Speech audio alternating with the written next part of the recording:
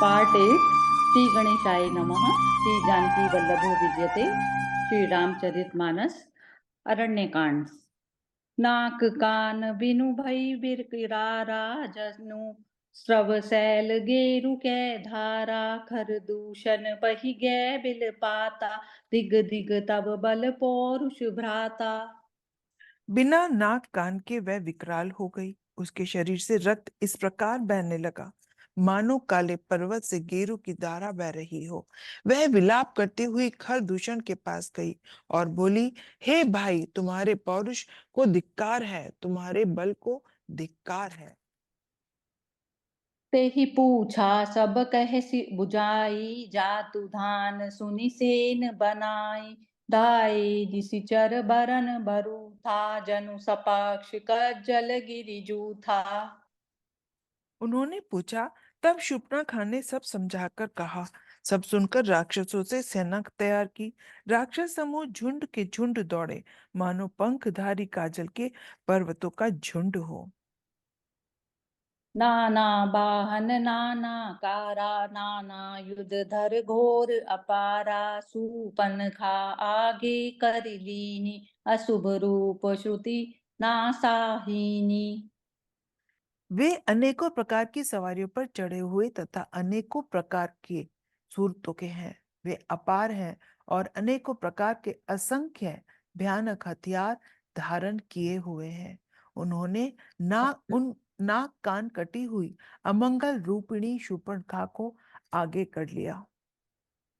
असुगुण अमित होई भयकारी। गनहि न मृत्यु बिबस सब झारी। गर जहि तर जहि गगन उड़ाही। देखी कटुक भट अति हर्षाई।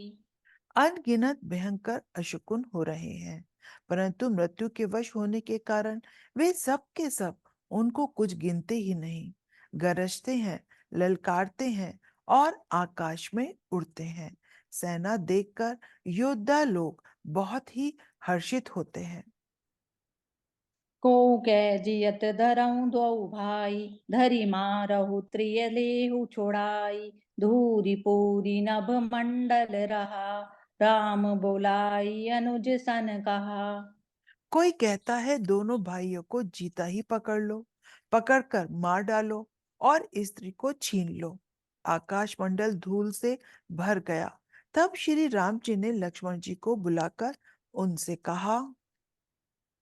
ले जान कही जाऊ गिरि कंदर। आवा निशिचर कटुक भयंकर। रहउं सजग सुनि प्रभु कई बानी। चले सहित श्री सर धनु पानी। राक्षसों की भयानक सेना आ गई है। जानकी जी को लेकर तुम पर्वत की कंदरा में चले जाओ। सावधान रहना। प्रभु श्री राम जी के वचन सुनकर लक्ष्मण जी हाथ में धनुष बाण लिए श्री सीता जी सहित चले। देखी राम रिपुदल चली आवा। बिहसी कठिन को दंड चढ़ावा। शत्रु की सेना चली आई है और यह देखकर श्री राम जी ने हंसकर कठिन धनुष को चढ़ाया। को दंड कठिन चढ़ाई। सिर जट जूट बांधन सोह क्यों। मरकत सयल पर लरत दामिनी। कोटि सो चुक भुजग स्यों। कटि कसी निशंग विशाल भुज गही चाप। बिसख सुधारि कई। चितवत मनहु मृग राज। प्रभु गज राज घटा निहारी कई। कठिन धनुष बाण चढ़ाकर सिर पर जटा का जूड़ा बांधते हुए प्रभु कैसे शोभित हो रहे हैं, जैसे मरकत मणि के पर्वत पर करोड़ों बिजलियों से दो सांप लड़ रहे हो। कमर में तरकस कसकर, विशाल भुजाओं में धनुष लेकर और बाण सुधार कर प्रभु श्री रामचंद्र जी राक्षसों की ओर देख रहे हैं। मानो मतवाले हाथियों के समूह को देखकर सिंह ताक रहा हो। आई गए बगमेल धरऊं। धरऊं धावत सुभट। जथा बिलो की अकेल। बाल रबई घेरत धनुज। मंगल भवन अमंगल हारी। द्रवौ सो दशरथ अजिर बिहारी। पकड़ो पकड़ो, पुकारते हुए राक्षस योद्धा बाग छोड़कर बड़ी तेजी से दौड़े हुए आए और उन्होंने श्री रामचंद्र जी की चारों ओर से घेर लिया, जैसे बाल सूर्य को अकेला देखकर मंदेर नामक दैत्य घेर लेते हैं। प्रभु बिलो की सरस कहीं न डारी, थकित भई रजनी चरधारी। सचिव बोली बोले खरदूषण, यह को निप बालक नरभूषण।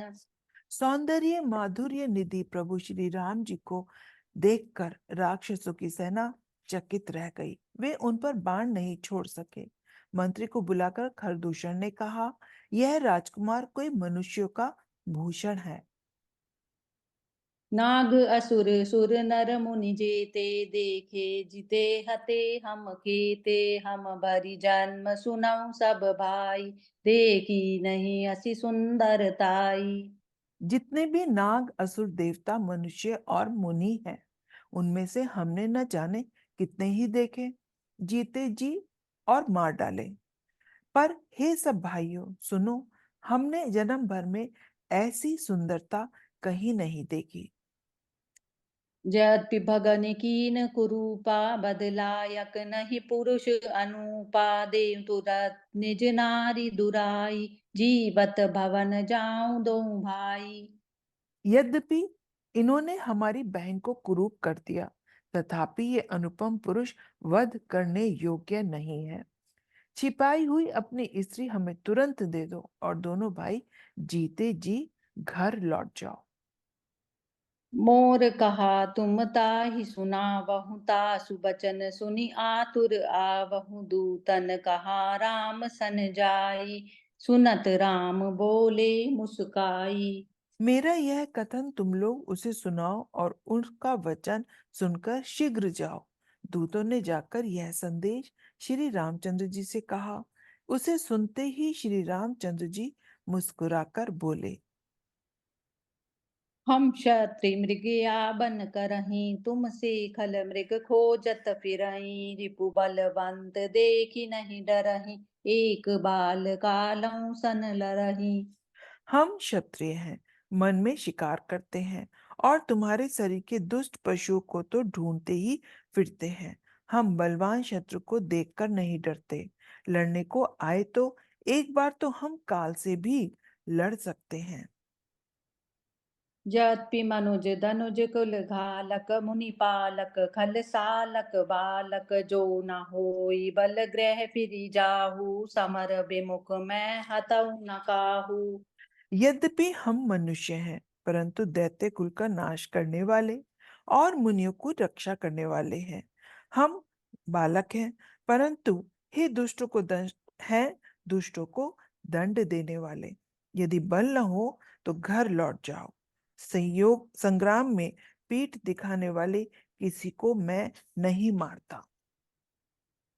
रन चढ़ी करई कपट चतुराई, रिपु पर कृपा परम कदराई। दूतन जाई तुरत सब कहूँ, सुनि खर दूषण उर अति दयऊँ।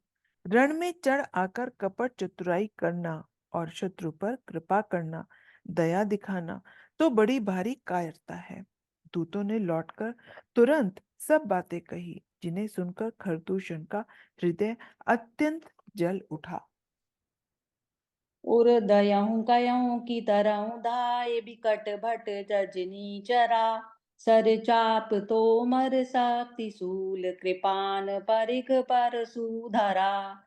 प्रभु की धनुष टंकोर, प्रथम कठोर गोर भया।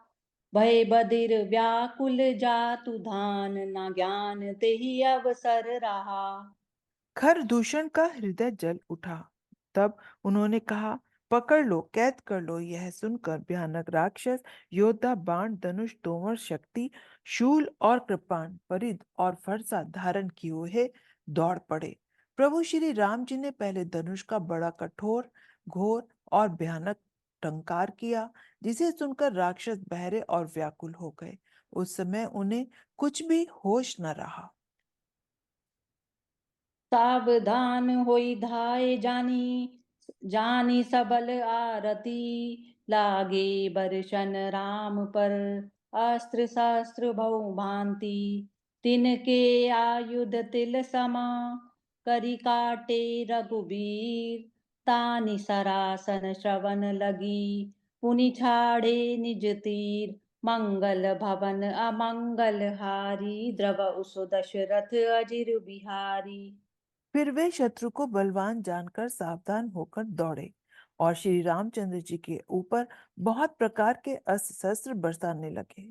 श्री रघुवीर जी ने उनके हथियारों को तिल के समान टुकड़े टुकड़े करके काट डाला।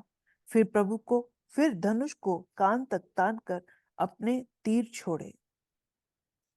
जय सिया राम। जय श्री राम।